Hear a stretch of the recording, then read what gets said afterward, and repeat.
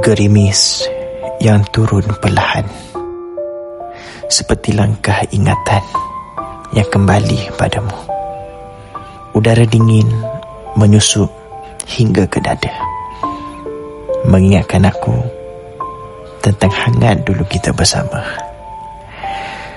Di balik kaca yang berembun, namamu jatuh bersama setiap titisan hujan.